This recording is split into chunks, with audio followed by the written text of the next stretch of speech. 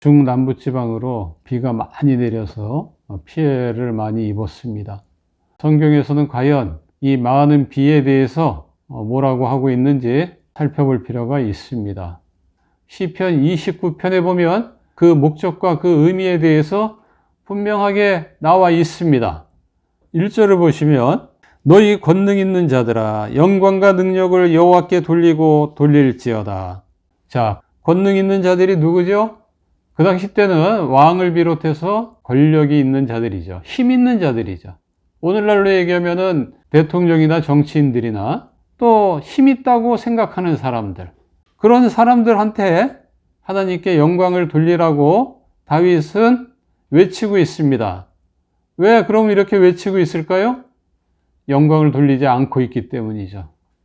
2절에 보시면 이 권능 있는 자들이 거룩한 옷을 입지 않고 죄된 옷을 입고 살아가고 있어요. 죄를 짓고 살아가고 있다 이 말이죠. 교만하고 거만하고 갑질하고 폭력을 입삼는 거죠. 다윗은 그러한 권력자들에게, 힘 있는 자들에게 거룩한 옷을 입으라고 말씀합니다. 겸손의 옷입니다. 낮아짐의 옷입니다. 섬김의 옷입니다. 권력은 그 백성을 섬기라고 하나님이 주신 것이지 그 백성들 앞에서, 그 국민들 앞에서 교만하고 거만 떨으라고 주신 것이 아닙니다. 그래서 이런 사람들한테 네가 힘이 있다고 하는데, 네가 권력이 있다고 하는데, 네가 통치 잘하고 하는데 너의 통치가 얼마나 빈약한 건지 그것을 보여주기 위해서 하나님께서 홍수를 내리는 겁니다. 그리고 3절에 보면 번개가 치고 천둥이 꽝꽝꽝 할 때에 다윗은 그 소리를 하나님의 소리로 받아들였습니다.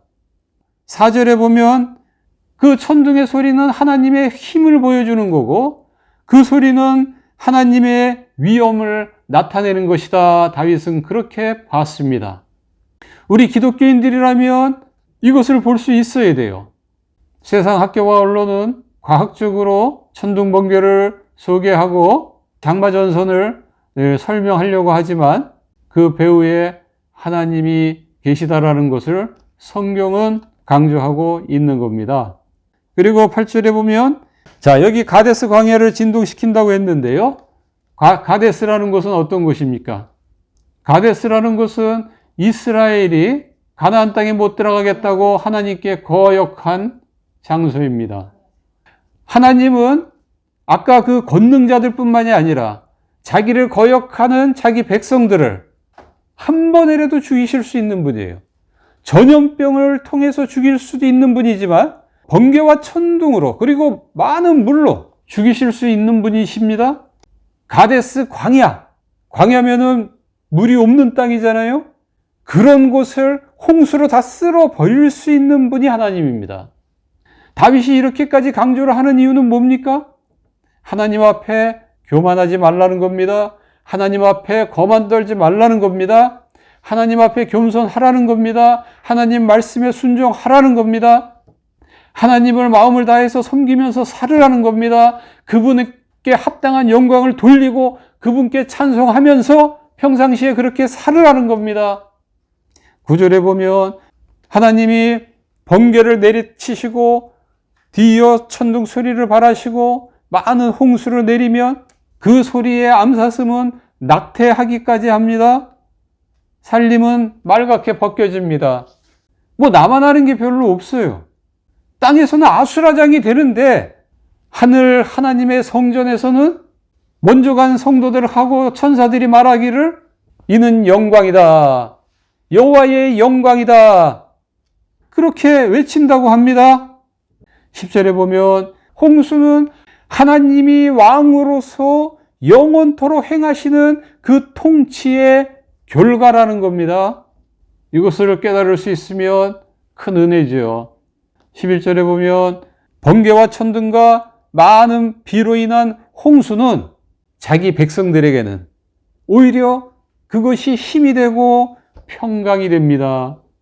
이 세상을 대홍수로 아작을 내리실 수 있는 분이 내 왕이고 나의 아버지신데 자기 백성을, 자기 자녀를 대홍수로 쓸어버리는 경우는 없습니다.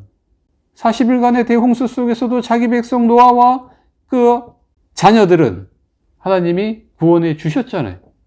그것처럼 우리는 하나님의 백성이고 하나님의 자녀이기 때문에 이 땅에 전염병이 오든 대홍수가 오든 어떠한 어려움과 역경이 오더라도 우리들한테 하나님은 힘이 되고 평강이 됩니다.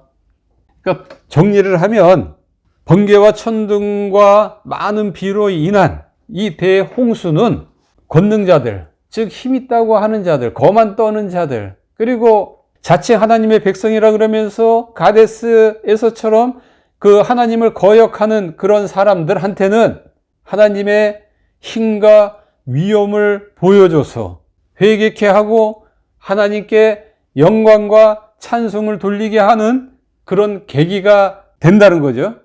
반면 하나님의 백성들한테는 그것이 오히려 힘이 되고 평강이 된다는 겁니다.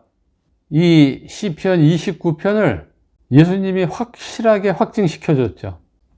풍랑이는 바다 위에서 예수님이 잠잠하라 한마디로 그 비바람을 다 잠잠케 했고 자기의 제자들, 자기의 백성들, 자기의 자녀들을 안전하게 호수 건너편까지 건너가게 하셨다 이 말이죠. 뭐 걱정할 게 있어요? 뭐 두려워하고 떨 게 있습니까? 주님이 나의 힘입니다. 평안하게 하나님께 영광을 돌리고 찬송을 하면서 살아가면 된다 이 말입니다. 그것이 시편 29편의 교훈입니다.